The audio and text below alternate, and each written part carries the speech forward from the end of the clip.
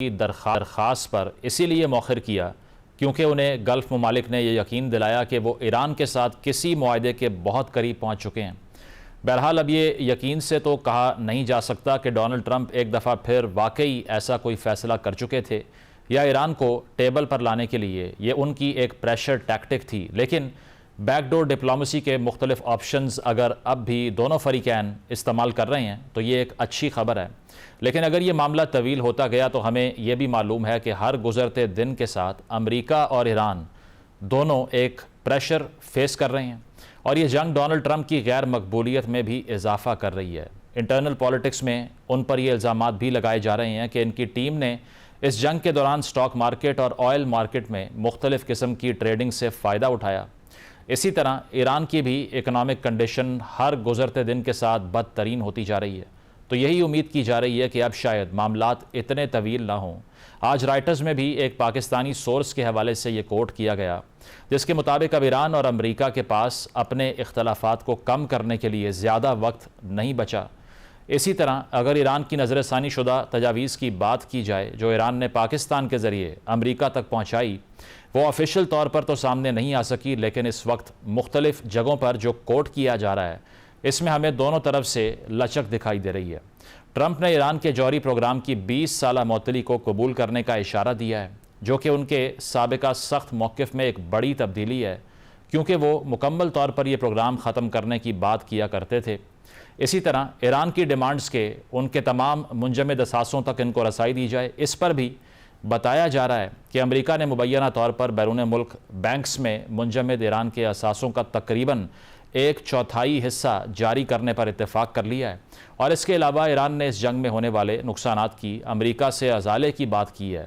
बहरहाल ये diplomatic efforts ही हैं जिन पर सब की उम्मीदें हैं और दुनिया को किसी ब्रेक थ्रू का इंतज़ार भी है। इन तमाम मौज़ूआत पर अपनी गुफ्तगू का आगाज़ करते हैं। जावेद मलिक साहब मौजूद हैं, आप साबिक सफ़ीर हैं। इसके अलावा air commodore retired Khalid Chishti साहब ज्वाइन कर रहे हैं, दिफाई तज्ज़िया निगार हैं, और middle east expert Mansoor Jafar साहब मौजूद हैं। आप तीनों का बहुत बहुत शुक्रिया।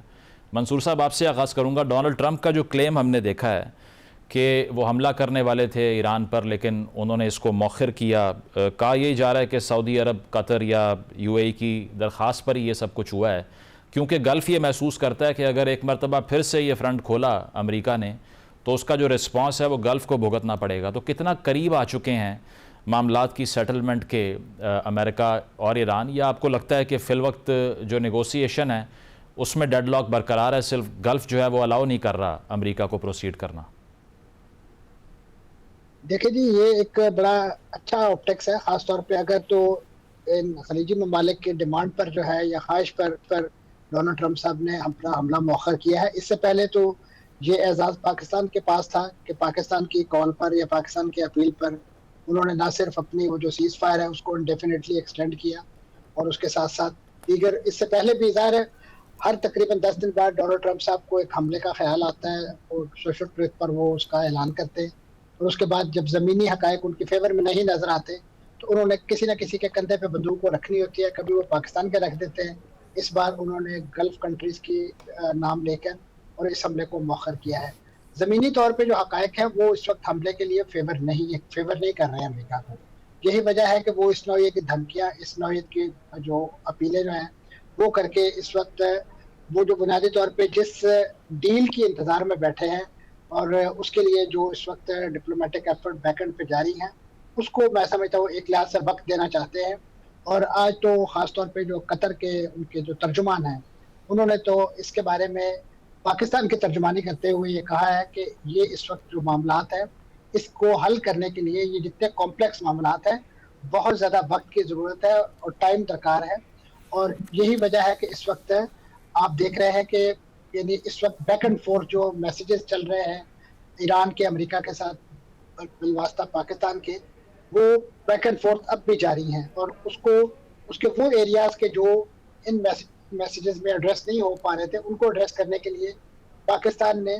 Beyond the call of duty, मैं समझता हूँ कि हमारे जो वज़ीर दाखिला है वो ईरान पे तशरीफ़ ले गए और वहाँ पे उनकी जो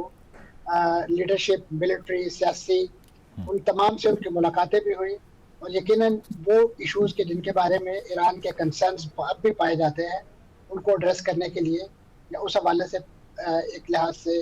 ग्राउंड ब्रेक करने के लिए या ज़मीन हमवार करने के लिए मैं समझता हूँ इस दौरे के बाद यकीनन अब जो एक उम्मीद बन पड़ी है कि शायद इस वक्त जो मामलात जारी हैं, ख़ासतौर पर नेगोशिएशन, अगरचे कहा जा रहा है कि वो तातुल का शिकार है, लेकिन मैं समझता हूँ ज़ाहिरी तौर पे उसमें तातुल महसूस होता है, लेकिन बैकएंड पे जैसे मैंने पहले इशारा किया कि जो डिप्लोमेटिक एफर्ट्स चाहे वो पाकिस्तान की तरफ से हो या दीगर ममालिक भी यकीनन अपना अपना हिस्सा बकदर जुस्सा जो है वो इस पूरे प्रोसेस में डाल रहे हैं, लेकिन जो डोमिनेटिंग पोजीशन है वो यकीनन बतौर सालिस, बतौर आर्बिट्रेटर पाकिस्तान ही इस्तेमाल कर रहा है।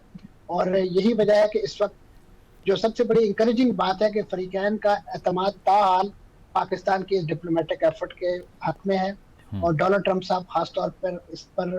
अपनी जो एक एतमाद और ख़ासतौर पर जो पाकिस्तान की सियासी अस्करी क़यादत पर जो एतमाद करते हैं वो इस पूरे प्रोसेस में यकीनन एक आइसिंग ऑन द केक का काम कर रही है। तो इस वक्त डोनाल्ड ट्रंप साहब अगर कुछ दिन के लिए अपने सोशल ट्रूथ को होल्ड कर लें तो मैं समझता हूँ कि बहुत सारी चीज़ें ज़मीन पे जो है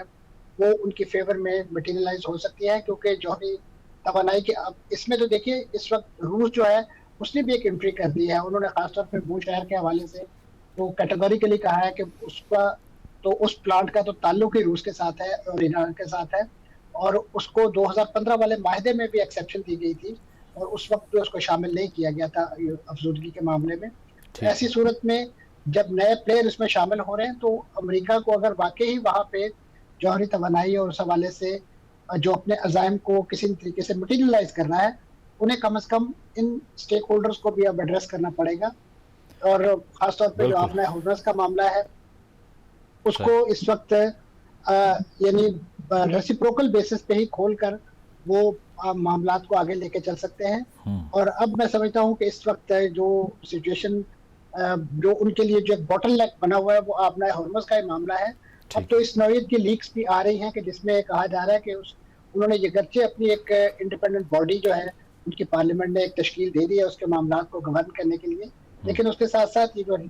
recent back and fourth messages हुई हैं उसमें तो ये भी तजवीज़ ईरान की तरफ से गई है कि ओमान, ईरान और उसके साथ साथ पाकिस्तान किसी भी फ्रिक्शन की सूरत में इन फ्यूचर अगर इस मामले पर पैदा होती है तो ये मिलकर जो है इस बिल्कुल जो हॉर्मज़ के हवाले से जो प्लानिंग है वो आप कह रहे हैं चल रही है, लेकिन एक प्रेशर फेस कर रहे हैं और ये जंग डोनाल्ड ट्रंप की गैर मकबूलियत में भी इजाफा कर रही है। इंटरनल पॉलिटिक्स में उन पर ये इल्ज़ामात भी लगाए जा रहे हैं कि इनकी टीम ने इस जंग के दौरान स्टॉक मार्केट और ऑयल मार्केट में मुख्तलिफ़ किस्म की ट्रेडिंग से फ़ायदा उठाया। इसी तरह ईरान की भी इकनॉमिक कंडीशन हर गुज़रते दिन के साथ बदतरीन होती जा रही है। तो यही उम्मीद की जा रही है कि अब शायद मामलात इतने तवील ना हों। आज राइटर्स में भी एक पाकिस्तानी सोर्स के हवाले से ये कोट किया गया जिसके मुताबिक अब ईरान और अमेरिका के पास अपने इख्तलाफात को कम करने के लिए ज़्यादा वक्त नहीं बचा। इसी तरह अगर ईरान की नज़रसानी शुदा तजावीज़ की बात की जाए जो ईरान ने पाकिस्तान के ज़रिए अमेरिका तक पहुँचाई, वो ऑफिशियल तौर पर तो सामने नहीं आ सकी, लेकिन इस वक्त मुख्तलिफ़ जगहों पर जो कोट किया जा रहा है इसमें हमें दोनों तरफ से लचक दिखाई दे रही है। ट्रंप ने ईरान के जौहरी प्रोग्राम की 20 साला मअतली को कबूल करने का इशारा दिया है, जो कि उनके साबिका सख्त मौक़िफ़ में एक बड़ी तब्दीली है, क्योंकि वो मुकम्मल तौर पर यह प्रोग्राम ख़त्म करने की बात किया करते थे। इसी तरह ईरान की डिमांड्स के उनके तमाम मुंजमद असासों तक इनको रसाई दी जाए, इस पर भी बताया जा रहा है कि अमेरिका ने मुबैना तौर पर बैरून मुल्क बैंक्स में मुंजमद ईरान के असासों का तकरीबन 1/4 हिस्सा जारी करने पर इत्तेफाक कर लिया है। और इसके अलावा ईरान ने इस जंग में होने वाले नुकसानात की अमेरिका से अजाले की बात की है। बहरहाल ये डिप्लोमेटिक एफर्ट्स ही हैं जिन पर सब की उम्मीदें हैं और दुनिया को किसी ब्रेक थ्रू का इंतज़ार भी है। इन तमाम मौज़ूआत पर अपनी गुफ्तगू का आगाज़ करते हैं।